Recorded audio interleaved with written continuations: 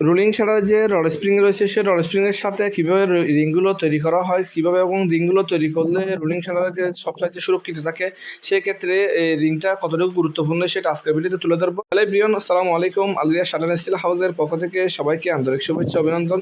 তো দেখুন, প্রথম অবস্থায় যে রিংগুলো রয়েছে, রিংগুলো প্রত্যেকটি প্লেট বারগুলো আমরা যে প্লেট বার দিয়ে রিংগুলো তৈরি করতেছি এটা হচ্ছে 5 মিলি প্লেট বার। তো 5 মিলি প্লেট বার রিং প্রথম অবস্থায় আসলে ডাইসের মাধ্যমে কাটিং করা হয়। কাটিং করার পর সেটা আছে রাউন্ডগুলো করা হয়। তো রাউন্ডগুলো প্রত্যেকটি আপনার এই রাউন্ডগুলো এই ছিদ্রটুকু সম্পূর্ণ আছে কিনা সেটা মিলানোর পরবর্তীতে সেখানে যে রিং রয়েছে, রিংটা আসলে ওয়ালিং এর যে কাজ রয়েছে প্রাথমিকভাবে সেটা রিং ওয়ালিং এর কাজটা কমপ্লিট করি। সেখান থেকে প্রত্যেকটি দেখুন আমরা টাকিংগুলো এমন ভাবে ওয়ালিং করা হয় যেটা আসলে রিংগুলো বেশি দিন লাস্টিং করে।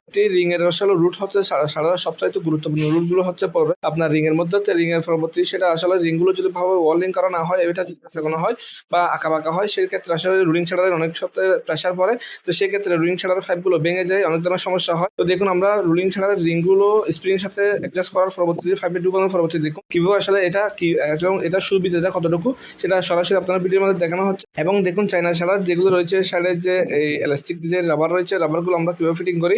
তো এবং এর পরবর্তীতে দেখুন যে অরিজিনাল হাইড্রোলিং স্প্রিংগুলো দেখুন, এটা একদম সাইডে ছোটো বাচ্চারাও ব্যান করতে পারে। এই হাইড্রোলিং স্প্রিংগুলো দিলে আগে 10-15 বছরের মতো আসলে রোলিং শাটারের কোনো ধরনের স্প্রিংয়ের ক্ষতি হয় না। তো সেক্ষেত্রে আসলে বাজার আসলে কম দামে স্প্রিংয়ে রয়েছে।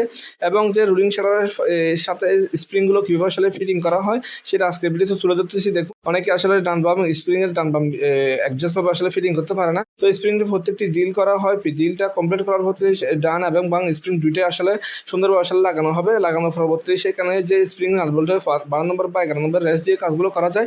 তবে আমরা মেশিনের মাধ্যমে করি, যেটা আমাদের প্রোডাকশনটা বেশি হওয়ার জন্য, এবং এটা মেশিনের মাধ্যমে করলে স্প্রিংটা অ্যাডজাস্টটা ভালো হয়। তো সেক্ষেত্রে এটা কমপ্লিট করার পর গ্রিসগুলো আসলে সুন্দরভাবে দেওয়া হয়। তো আমরা এই ব্যবসার কাজগুলো থাকি, আপনারা কীভাবে করবেন সেটা কমেন্টের মাধ্যমে জানা দেবেন। আসসালামু আলাইকুম।